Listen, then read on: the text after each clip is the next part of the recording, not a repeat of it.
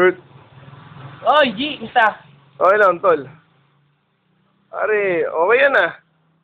To? Ayos lang. Ano ba yan, pare? Camera. Oh, hobby mo ba yan, pare? Okay. Kailan ka pa nagpo-photography? Kapon. Bibili ko. Ah, gano'n? Ano bang tawag dyan sa, sa unit na yan, pare? Nikon 5.6.9 megapixel. Sayang, pare. Pakita mo nga sa amin paano gumagana yan.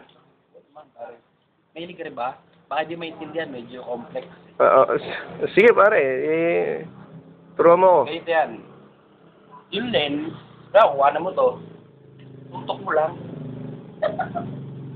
Pindutin mo. Depende sa gusto mong lapit o layo. Ako control yan dito. So, tawag dito, glider. Oh? Ngayon wala narinig yun ah. Tanga. Photographer ka ba? Glider! Oh. Ano pa? Narinig ko pare may tinata. Counterclockwise, clockwise, or clockwise. Gano'n, may mga nagzo-zoom din yan. Gano'n. Oo, automatic zoom. Sabihin mo lang din, zoom! Zoom! Ganun din. Oh, automatic na yun? Tsaka ang bibilis nito. Isang pindot lang, depende sa bilis ng kamay mo. Sunod-sunod to eh. Pre, ano yung tinatawag nilang yung mga shutter speed, gano'n. Yun? Oo.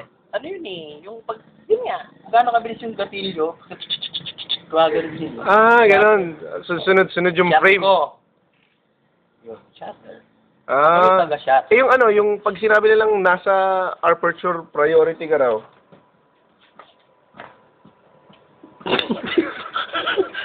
Ha? Hindi ko narinig, ano? Aperture priority yung ba? yun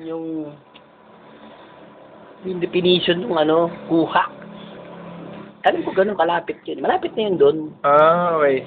Paano pagka, let's say, nasa outdoor ka, tapos gabi, paano mo kukunin yun?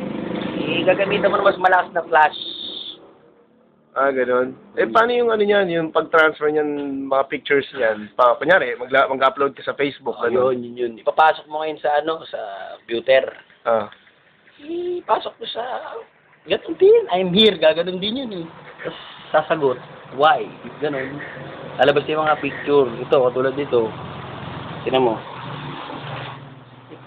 Pare ako nga, kunan mo nga ako, pre. Yeah. Okay yan, ha? Bukas turuan kita ulit, ha? Oh, sige, tol. Salamat, ha?